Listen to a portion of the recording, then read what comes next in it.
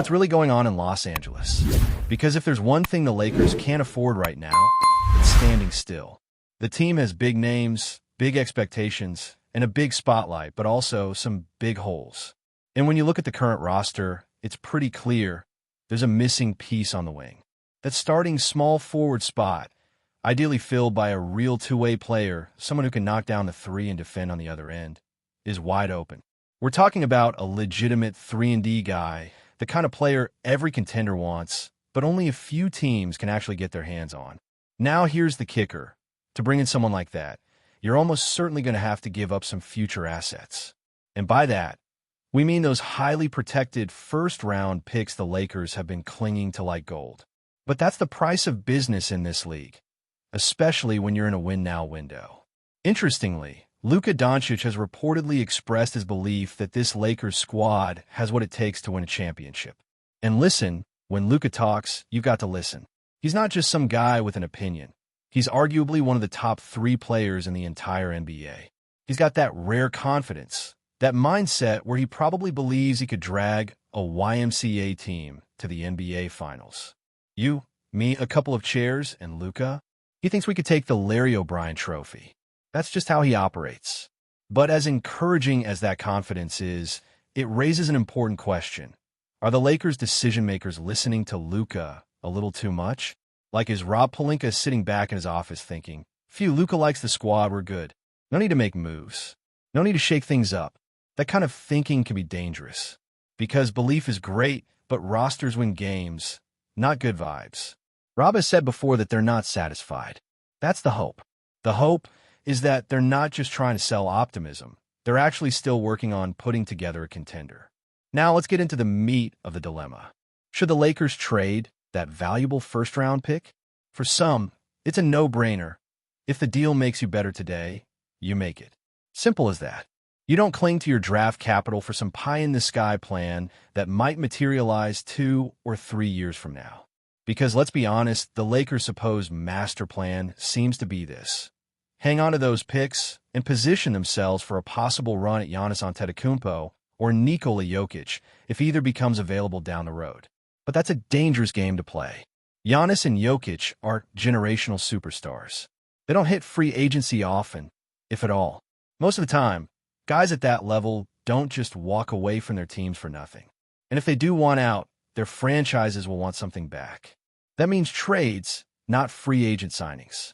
And that also means whoever wants them will need to put together a package that blows the doors off the competition. So unless either of those guys tells their team, I only want to go to the Lakers, Los Angeles is going to be in a bidding where they might not win.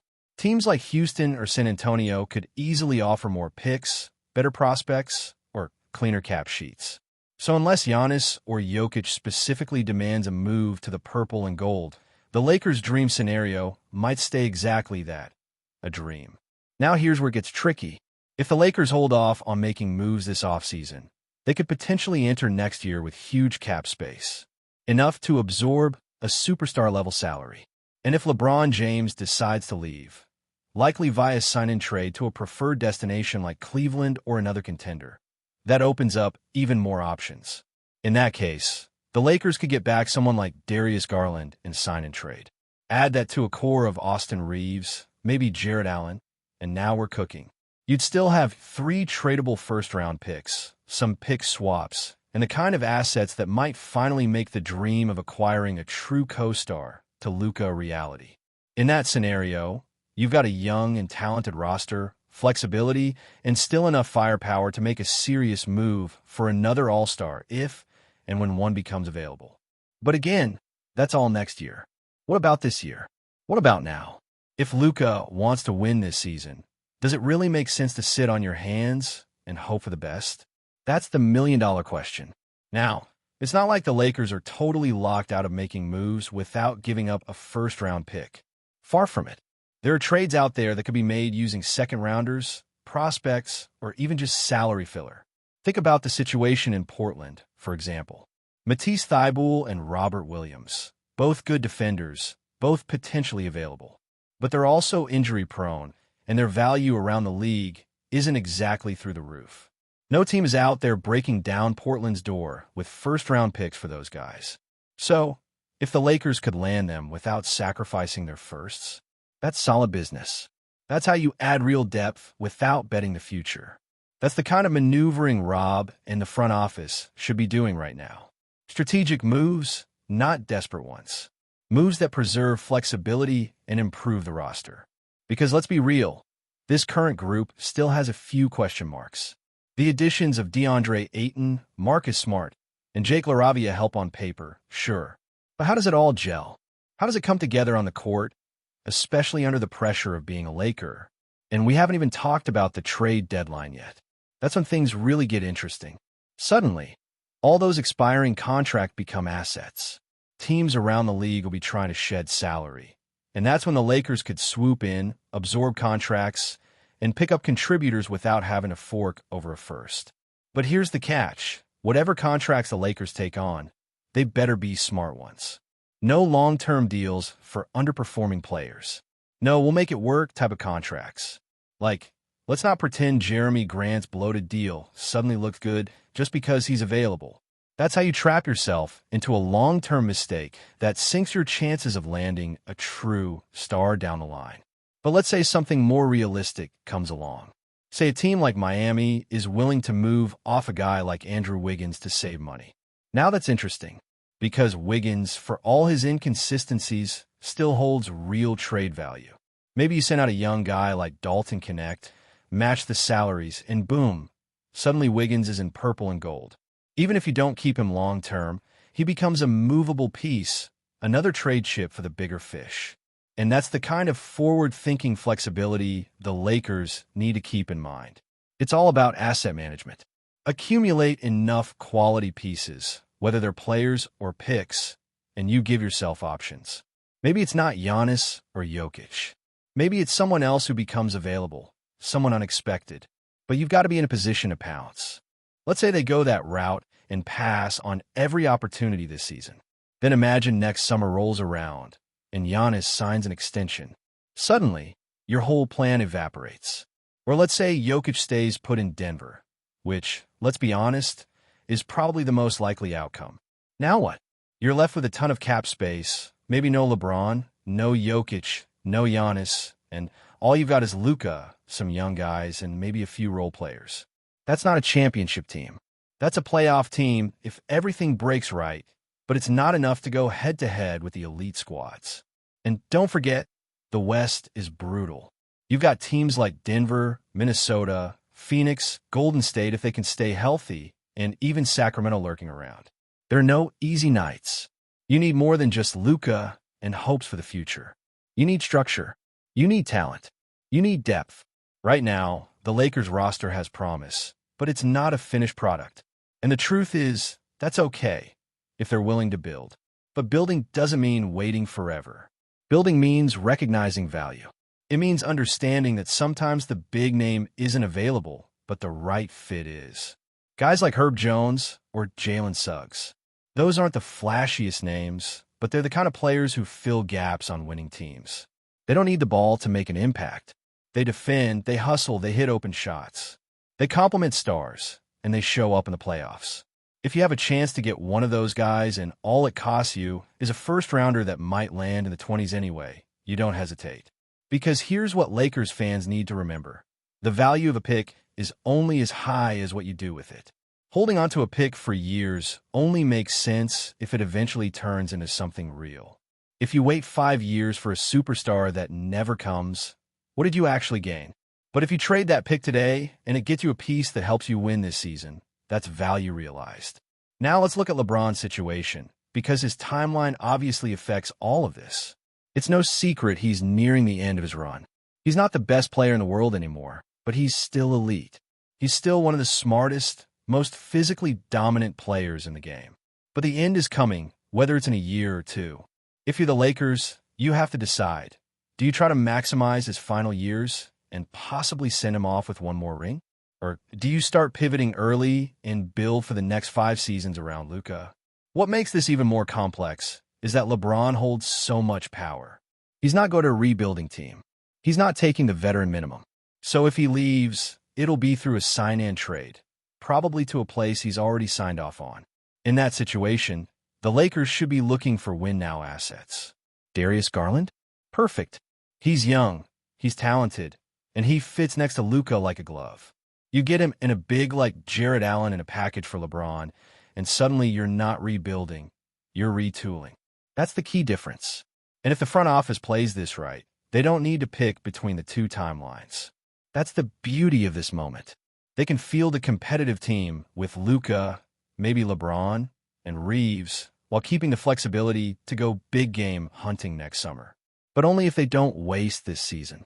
Because the worst thing you can do with a roster like this is nothing. Nothing is what kills momentum. Nothing is what leads to locker room doubt. And once Luka starts doubting, that's when the danger begins. Let's also not ignore the human factor. Players talk. Agents talk. If Luka sees that the Lakers aren't willing to do everything it takes to build a contender around him, what message does that send? You think he's going to sign another long-term extension just because of vibes? Not a chance. These guys want action. They want results. And they want a front office that moves with urgency. So even if the Lakers believe they're in a position to wait for a superstar, they still need to make the right smaller moves now. Go get Matisse Thybulle. Take a swing on Robert Williams if the medicals check out. Make the call on Wiggins if the price is right. These are low-risk, medium-reward moves that show your star players you're invested in the now, not just the later. Because again, once you hit the trade deadline, the math changes. Expiring contracts become useful. Teams get desperate. Guys who weren't available in August suddenly become available in February. That's when you pounce. That's when you package that mid-season Wiggins or Thybulle deal with another piece and turn it into something bigger. That's how championship teams operate. Step by step, piece by piece. It's about building leverage. Because if next summer rolls around and Giannis really does want out, or if Jokic shocks the world and asks for a move, you don't want to be the team standing there with only cap space and vibes. You want to be the team that says, hey, we've got Garland, we've got Reeves, we've got 3 picks, we've got pick swaps, we've got size, and we're ready to win today. That's how you become the preferred destination. Not by waiting, by preparing. And let's be real, if it comes down to a bidding war for someone like Giannis, you're going up against smart front offices. These GMs aren't going to blink. They'll throw in 5 picks if that's what it takes. The only way you win those kinds of sweepstakes is if you've already done the groundwork. You already have the foundation in place. And you already look like a team that's one piece away. That's why even the so-called minor deals matter. Every asset counts. Every role player matters. When the big fish become available, your package has to be overwhelming. Because Giannis isn't coming to a team that needs a full rebuild. He's coming to a team that's already knocking on the door. So whether it's this summer, this deadline, or next offseason, the Lakers have to move with intent. No half measures. No false hope. Just strategy. That's what separates contenders from the rest of the league. And think about what this team could look like with just a few smart tweaks. Luka running the show. Reeves spacing the floor. Garland handling some of the scoring load. A big man like Allen cleaning up the glass. Maybe a defensive wing like Herb Jones locking down the perimeter. That's a team. That's a real contender. And that's all within reach if the Lakers are willing to pull the trigger. They don't need to hit a home run tomorrow, but they need to keep hitting singles. Keep adding value. Keep setting themselves up for the swing.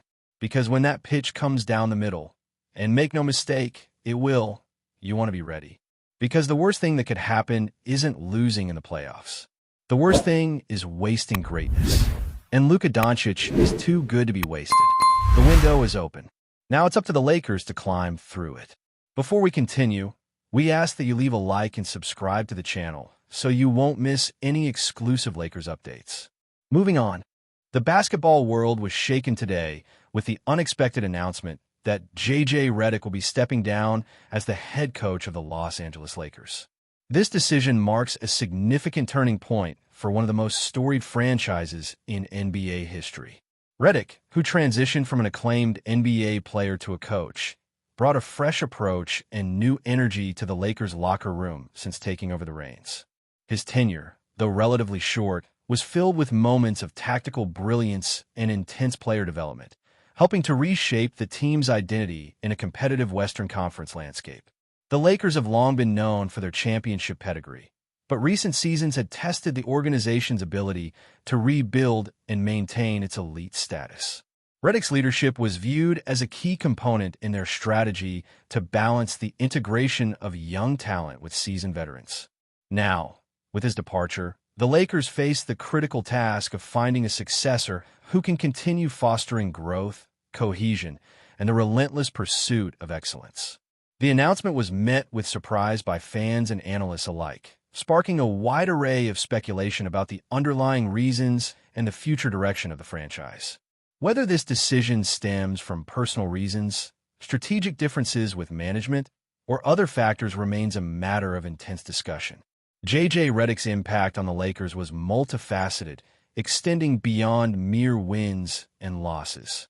His coaching style, heavily influenced by his own experiences as a sharpshooting guard, emphasized precision, discipline, and a modern approach to offense that leveraged three-point shooting and ball movement. These elements were critical in adapting the Lakers to the evolving nature of NBA gameplay, where pace and spacing dominate. Redick's philosophy also prioritized player empowerment and communication, fostering a culture where athletes felt heard and motivated to perform at their best. During his time at the helm, the Lakers showed notable improvement in key statistical categories, including offensive efficiency and defensive rotations, reflecting the effectiveness of his methods. Moreover, Redick played a crucial role in mentoring younger players, helping them navigate the pressures of professional basketball while developing their skills. His departure leaves a void in this mentorship role, which had become a cornerstone of the team's internal dynamics.